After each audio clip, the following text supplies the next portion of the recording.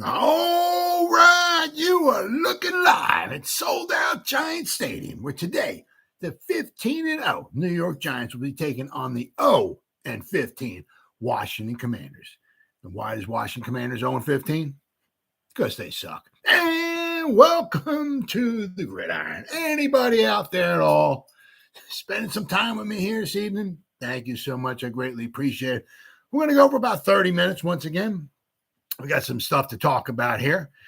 Neal gets his number back, number 73. We're going to go over that. It was kind of like a light practice here today,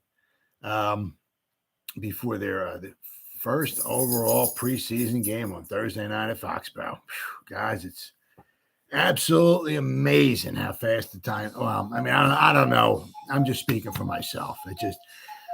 One thing my mother always told me, she said, like, as you get older, said, like, time just seems to fly by faster, and it seems true. It's just amazing, like, how quickly things go. I mean, we got 3 preseason games, right? And then before you know it, the regular season starting. It just seemed like it was just, I don't know, just a couple months ago where it was like the season was over with, and we're like, oh, man, and can't wait for, free agency and the draft and all that. All that's all gone. Training camps here. And wow, before you know it, I mean, we'll be in Tennessee playing week 1. Absolutely amazing. And then we got the Giants released their unofficial, of course, unofficial depth chart. And a couple of interesting things to be bringing up in there. But we got Neal switching to his college number. Now, Neal has switched from 73 to 7, from 70 to 73. Okay. Which is one number he wore in high school and in college, he said. That number belonged to Matt Gano. It was been released. Okay. So basically it was just pretty much a matter of switching numbers. It wasn't like anything like, Kayvon Thibodeau had to go, and to Graham Gano, and, had some financials were he had basically donate $50,000 to an organization, and basically Kayvon got number 5. But I mean, this one, pretty much number 73 was available, so he just took it. Now, what he said was that he was pretty much given the number in high school. And he just kind of grew attached to it, understandably so. 73 is nothing wrong with 73. And then he wore it all through college. So it just kind of grew on him. He said, Matt Gano didn't want to give up. He asked him if he would change numbers, apparently. And Matt Gano didn't want to change it, didn't want to give him his number or anything like that. So. No, now he doesn't have any choice. Now Neal is the proud owner of number 73 for the New York Football Giants, and I'm sure he'll wear it well. But he said he just felt comfortable. He wore it all through high school and all through college, so he was kind of hoping that maybe he can get it. But he got it. It's all his. Now the training camp for Tuesday, right? It was light practice. The Giants prep for the preseason opener. Let's take a look at a few takeaways from Tuesday's training camp. Now, this is from Big Blue Review. They got a lot of good stuff. I always love reading their articles. New York Giants ran light cards practice on Tuesday in preparation for Thursday's preseason opener against the New England Patriots. The Giants will be off on Wednesday. Here are a few takeaways from the day cards practice. Incidentally, is the design plays with design throws, some for the benefit of the offense, some for the benefit of the defense. It is basically some simulated game planning work. And we have injury updates. Here we go. Might just be maintenance for KT, but he's coming off of a knee surgery. Giants ran light practice. Kadarius Toney didn't finish. Trainer appeared to be working on his right leg at one point during the practice. So hopefully just a little maintenance. Hopefully. I mean, he did have off-season surgery, and he was used quite a bit early on. So hopefully just a little management there. Wide receiver Austin Proehl, shame, left practice early for the second straight day. He hobbled off after going to the ground on Monday as well. So I wish him nothing but the best. The problem, you got somebody like him just trying to make the team, period. And if something like this, an injury pops up, obviously your chances of making the team are null and void. Let's see. Per Pat Dugan, Giants coach Brian Daboll listed these players as unlikely to play on Thursday. Matt Breida, David Sills, Ricky Seals-Jones, who's kind of MIA. I have no idea what's going on with him. He's missed so much time. I have no idea. Linebacker Carter Coughlin and Rodarius Williams, and unfortunately, Joshua Ezeudu is questionable. Now, Joshua Ezeudu, bring this up on the depth chart. I noticed there's something interesting about him on the depth chart, but we'll talk about that when we get there. And let's see. In addition, defensive lineman Leonard Williams and Nick Williams did not practice on Tuesday. Let's see. Quote of the day. I think it was something that was earned. I feel like, I'm a relentless player, so I feel like it's very fitting. He's called the Dirty 30. Wink Martindale calls him Dirty 30. Cornerback Darnay Holmes, on defensive coordinator Wink Martindale nicknamed him Dirty 30. It's not, when Wink went over that, it wasn't, he made sure he specified, it's not that he plays dirty. It's just he does all the stuff, I guess necessary, to become a successful football player. Right, he does all the dirty work, anything, I guess as far as film work and asking questions and prepping and whatever he's got to do, taking reps against the best players, whatever he's got to do, he does all the dirty work to become the best player he possibly can. So, he's got the leg up on Cordell Flott. I'm kind of hearing from Cordell is that, he's got a little bit of work ahead of him. I'm not hearing much of anything from him as far as training camp. So it looks like Darnay Holmes kind of pencil him in as your third cornerback, slot cornerback, nickel cornerback, whatever you want to call him. Pencil him in. But apparently Cordell Flott's got a little bit of little ways to go. John Feliciano and Tay Crowder, primary combatants on Mondays, apparently are friends again. Yeah, because they were kind of going at it pretty good. And Cam Brown and Tay Crowder and John Feliciano. Oh yeah, that was a heck of a fight. Then we got from NJ.com, Giants training camp observations day 11. Kadarius Toney limited again. Who won't play the Patriots, and Evan Neal's adjustment, and more. The Giants on Tuesday held their 11th practice of training camp and their last before Thursday night's preseason opener against the Patriots. It was light, no pads practice, essentially a sped-up walkthrough as Brian Daboll ran things like a normal Friday practice would go during the season. Though the Giants aren't game planning for the preseason opener, Tuesday's practice pretty much reflected how that would work on Friday, as the first-team defense served as a scout team for the starting offense and vice versa. So there were no true 11-on-11 team periods in terms of competitive action coming out of the back-to-back ruling practice on Sunday and Monday. Yeah. With that in mind, here are our observations from Tuesday. Kadarius Toney was limited again, reported that in the other article. The Giants have been bringing Toney back slowly from off-season knee surgery in the first 10 practices. He was a limited participant, not working in team periods 3 times, including Sunday. He was a full participant Monday, but struggled. Toney was limited again Tuesday for the 4th time in this camp, but it didn't appear to be planned. Toney appeared to be tweak his right hamstring early in practice. Jesus God. Absolutely unbelievable. Tweak his hamstring. It's absolutely unbelievable.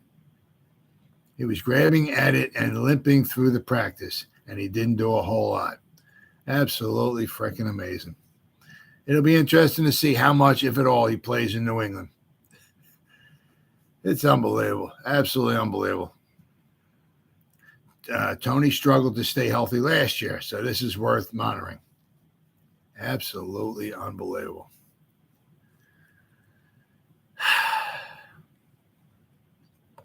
And once again, we went through the guys who won't play, okay, on Thursday. In this article, they got tight end Andre Miller won't play. Well, I guess not. He fractured his forearm, so okay. Sterling Shepard, obviously. Offensive tackle Matt Parrott won't play either. Azeez Ojulari, Nick Gates. Now, I'm interested to see because I kept hearing some buzz. Maybe Nick Gates might get some time in training camp somewhere before the season might start. So I'm kind of interested to see if that ever happens.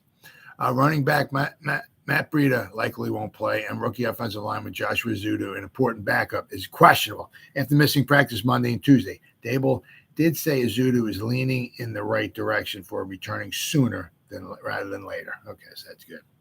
On defensive end, Leonard Williams stayed inside and worked with the trainers during Tuesday's practice, so his status for Thursday is also unclear. Brian Dable addresses Monday's brawl. He just, what he did was kind of pretty much after. The difference is it's kind of like what Joe Judge would have done last year. He would have just had the guys running laps or sprints or whatever, cursing them up and down, F this, F that, 4-letter word bombing all over the place would have been a pandemonium. After it was all kind of settled down and everything, apparently Dable got everybody around and just kind of talked to the guys. Said basically kind of like, this is what losing teams do, and, it's kind of, I don't know, not swept it under the rug or whatever, but, just he held it a little bit differently than Joe Judge did. So, and now how much will the starters play on Thursday night? Dable said that it's going to be dependent on the player. I don't have 5 reps or 10 reps specifically in mind. We'll see how a series goes. It won't be a full half though. Okay. And because, you got to start figuring, some of these guys are fighting for roster spots, and some of the guys, it's really going to see where they are when you give them some live bullets, put them into live action, see what they can do. And, because, Leonard Williams, obviously you want the guy getting some reps. Everybody, you want getting some reps. Saquon, everybody. But, they're on the team. Okay. Some of the guys fighting to make a roster spot, you want to see what they can do. So the more times they can be on the field, the better. And Tyrod Taylor's rep with the first team offense. Yeah, apparently a lot of people, I don't know, are making kind of a big deal out of that. Dable gave Taylor 1 rep with the first string offense in place of Daniel Jones. After a play happened, he wanted to tell Daniel something. So, instead of like, okay, guys, take 5 minutes or whatever, you just send Tyrod in. You can send Tyrod in there with the best of them. So he sent Tyrod in for 1 play with the first string offense. Tyrod knows what to do and all. And so he wanted to keep the flow of the practice going. So he pulled Daniel off to the side, told him something. And after the 1 play was over, he sent Daniel Jones back in there. Let's see here. And Evan Neal's adjustment. The rookie right tackle has impressed his teammates and coaches so far, but his first training camp is not without some adjustments, as Johnson, his position coach, explained before Tuesday's practice. I think a lot of kids, especially tackles, set in pass protection in a particular way, Johnson said. And we set differently, just based philosophically on how we want to protect the quarterback. It's something that initially, I think it was a combination for Neal of the different set technique and going over to right tackle. Because remember, he was last year he was the left tackle. Not that it's obviously the biggest difference in the world, but your footwork is different. It's instead of doing the one things with your left foot, now you're doing them with the right foot. So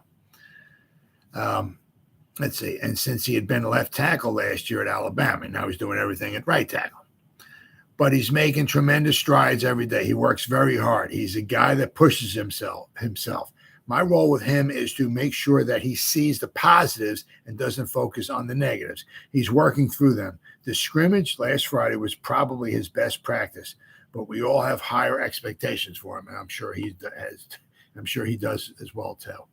I mean, you can just listen to the guy. He was at the press conference here. The guy, has puts himself up there, as far as what he can do, but he also realizes and understands, it's going to take effort, and he's willing to do whatever it takes to become the best at his position, So I'll tell you what, guys, I'm really, really, really excited about the two guys. Kayvon and Evan Neal. I think we got two outstanding picks, 5 and 7. I'm not saying they're going to be all Hall of Famers or all pros, nothing like that. But I'm really, really excited. I really couldn't quite possibly be happier with the two guys that we got in the draft this year, number 5 and 7. You got yourself an edge rusher and a tackle. Now you got bookend tackles, and if Azeez Ojulari can come back from this hamstring, you might have, I don't want to say bookend, but you got two good, solid edge rushers. We're off to a good start. You got to build a foundation, right? And the Giants are working that way. Now, of course, also the foundation also includes a quarterback, okay? And as of right now, that's still a little questionable. We'll find that out before the season's over with, or maybe not even, maybe halfway through, 8, 9, 10 games or whatever, But, if you got yourself 2 edge rushers and 2 tackles to work with to start your foundation of a football team, that's a nice start, And plus, obviously, we got some other pieces. We got Sexy Dexy. I don't know how long Leonard Williams is going to be here. I don't know how long Blake Martinez is going to be here, but, you got Xavier McKinney is a safety, right? So you got some pieces to start building things around, So we're off to a good start. Let's see. He said, in particular, Johnson encourages particular aggressive setting for his tackles and pass blocking. Pass pro is not passive, Johnson said. That's the message you want to send. It has to be aggressive. Neal takes constructive criticism very well, and he does not dwell on too much praise. I think he's got a really good temperament. He really wants to be good. So, that's what you want to hear. Nothing but, I've heard nothing but, good things about him. He's also had some struggles. Kayvon's got the best of him a couple times. He's had some problems. Some other reps going up against some other guys in pass protection and everything. But all in all, you got to feel pretty good about what the Evan Neal's been doing. Let's see. We got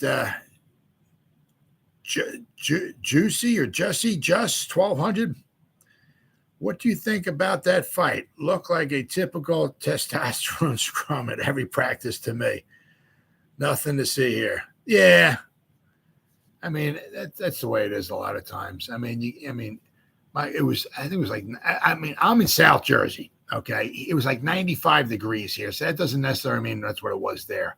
However, it was out in the sun. There's no shade there. All right. So it was hot. It was humid yesterday. It was really tough. You're just beating on the same guy over and over, play in, play out, day in and day out. You're just hot. You're sweaty. You're tired, and just tempers flare. That's the way it is. Stuff happens, nobody got hurt, actually, if anything, I think it kind of brings the team together. The guys jumping in there, the defensive guys protecting the defensive guys, the offensive guys coming in for the offensive guys. I think it brings the team together. So I don't think anything bad about it. It didn't cost us. It's just practice. Didn't cost us a penalty. Guys didn't get fined. Didn't get kicked out of the game. Nothing like that. I don't see anything wrong with a little scrum here and there. As long as nobody winds up getting hurt. That's the last thing you want to say. All right. Then we got Giants released the unofficial depth chart. Now we got a couple. This is from Yahoo Sports. They got a couple of some takeaways here. Daniel Jones is quarterback 1. Daniel Jones will start a quarterback for the New York Giants in 2022, no matter how much screeching takes place. Okay. That's not going to be a trade for Jimmy G. And Tyrod Taylor taking a single first-team rep on Monday means literally nothing. Yes, it does. Absolutely nothing. Still, there's likely to come as a surprise to many who have an odd disdain for Jones. Yeah, some people got the disdain for Jones, and the only thing that's going to help that might be some winning. You're going to have to win some football games and protecting the football. The other thing they got here, Yahoo Sports, is right now Gary Brightwell. They have him unofficially running back number 3. So Mr. Corbin, I guess. We're going to go over the depth chart in just a minute here. I just want to read this article here. Second-year running back Gary Brightwell is listed 3rd on the team's initial depth chart, even though Antonio Williams has seen most of the third-team snaps. However, Brightwell has flashed at several points this summer and provides terrific value in special teams. Yes, he does. Darius Slayton, all right, wide receiver number 4. Now, got to keep in mind, we got Wan'Dale Robinson, right? Kadarius Toney, all right, Kenny Golladay. And then let's not forget when he comes back and hopefully is healthy and hopefully stays healthy the rest of this year, Sterling Shepard. So those 4 guys will be in front of him. However, since Sterling's not healthy, Darius Slayton is wide receiver number 4. Now, I'm not hearing a lot of great things about him, this, that, and the other thing. And, and a lot of, what was it? On the blue-white game, he was in the 3rd string offense. So, and once again, this is unofficial, okay? But one of the few legitimate surprises on the Giants' unofficial depth chart is Darius Slayton being listed as wide receiver number 4. He's the primary to back up to both Kenny Golladay and Kadarius Toney, despite spending most of his time with the 3rd team this summer. Yeah. Daniel Bellinger is listed as tight end number 1. Even before the Giants reported training camp, it was clear that rookie Daniel Bellinger was destined for the starting tight end role. And with veteran Ricky Seals-Jones not practicing, and we still have no idea what's wrong with him, Bellinger now appears to have a stranglehold on the job. Tay Crowder is the will linebacker. All right, Tay, way to go, buddy.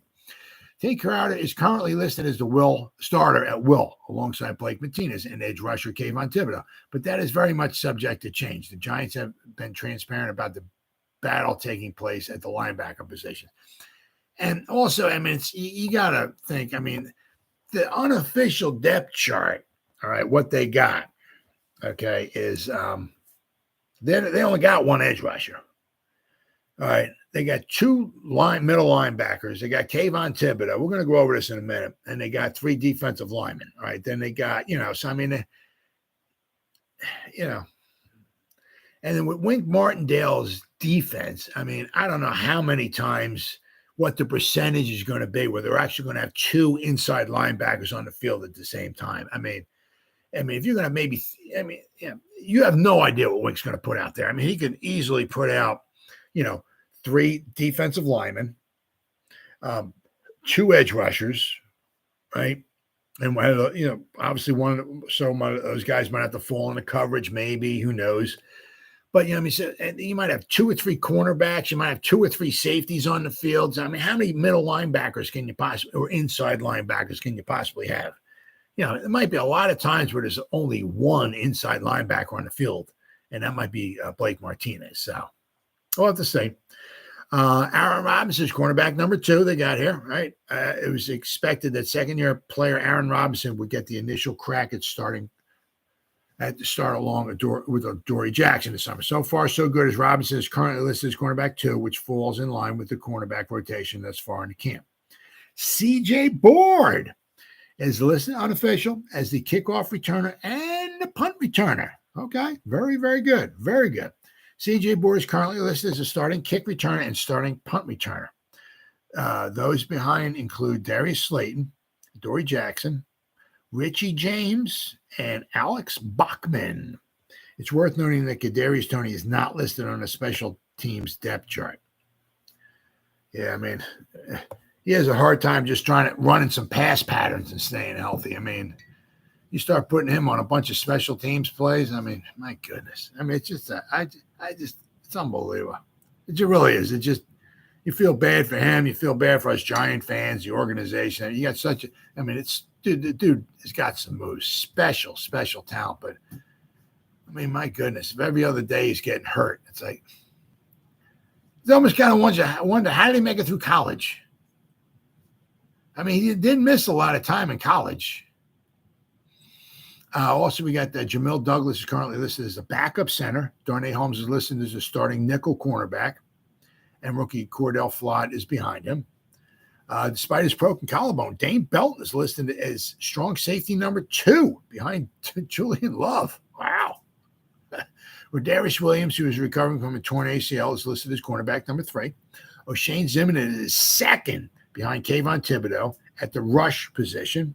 Very good, I'll tell you.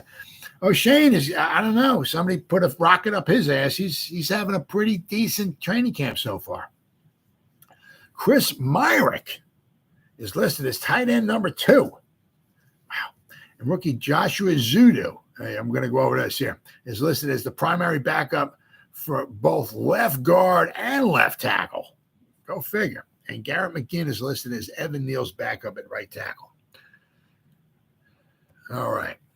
So then we got the depth chart here. Okay. So we got the wide receivers. We got Kenny Golladay, Wan'Dale Robinson, and Kadarius Toney. Daniel Bellinger is the tight end. Saquon Barkley is the running back.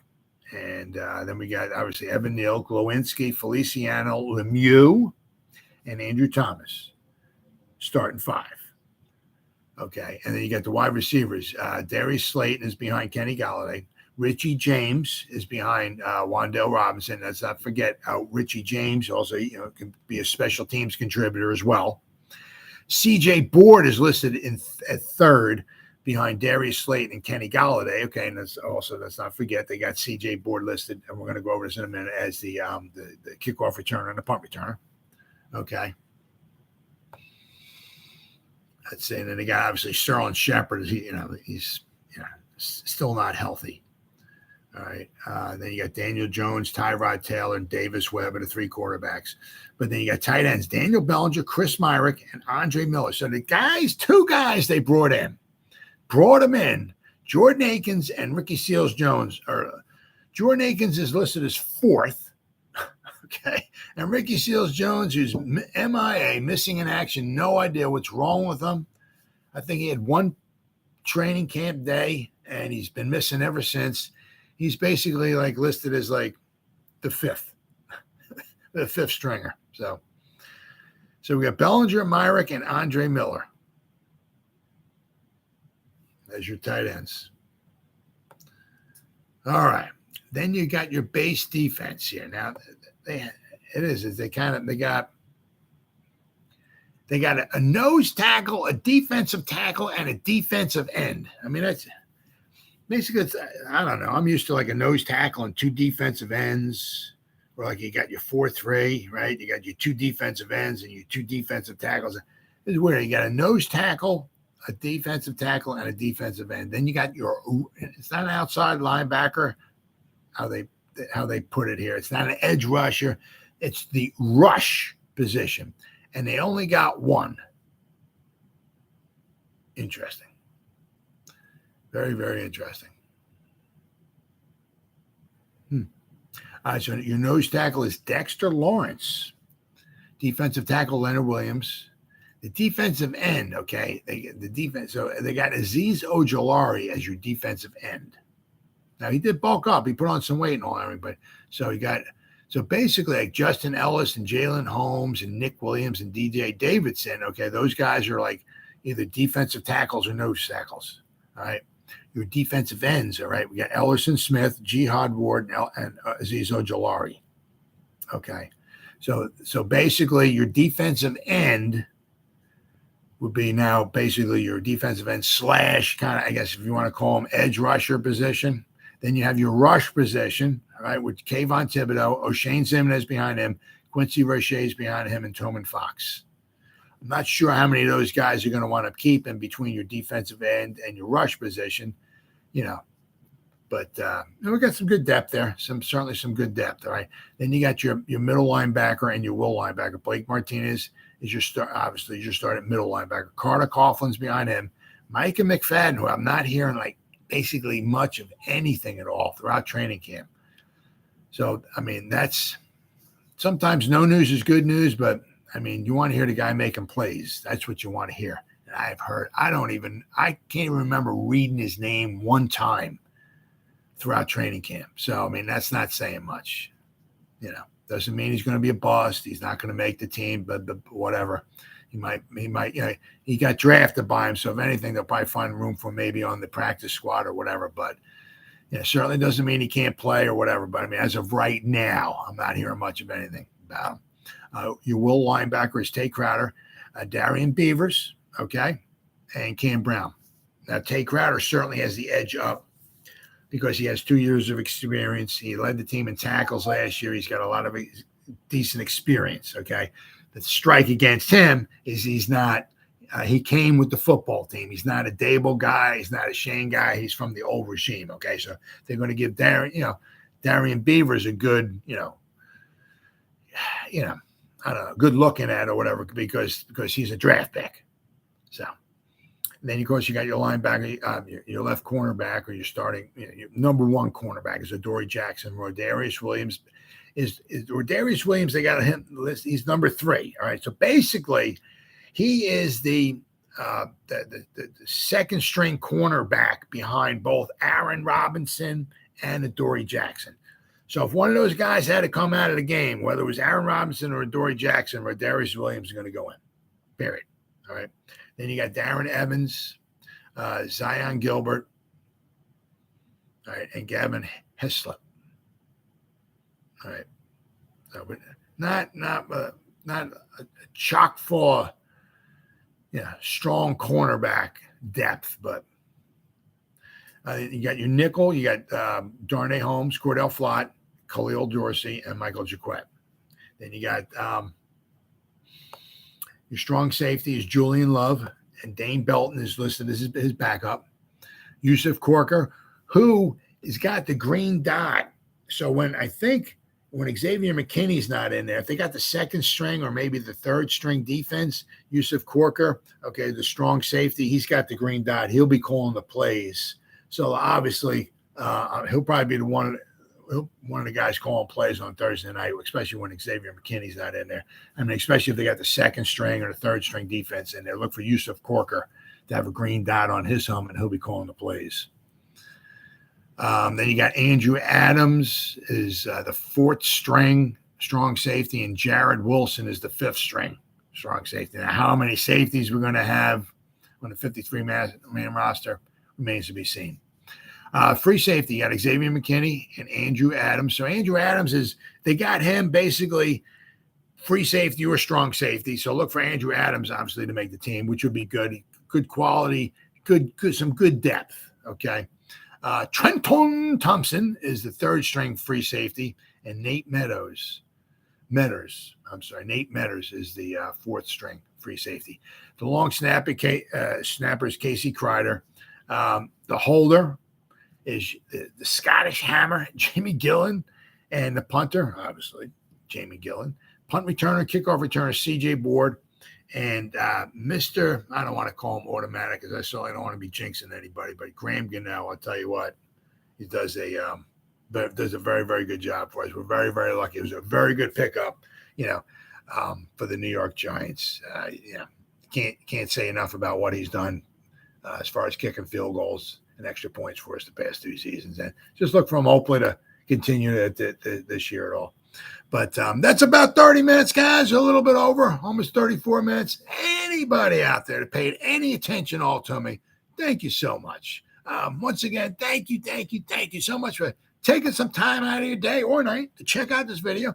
You guys stay safe out there and go Giants.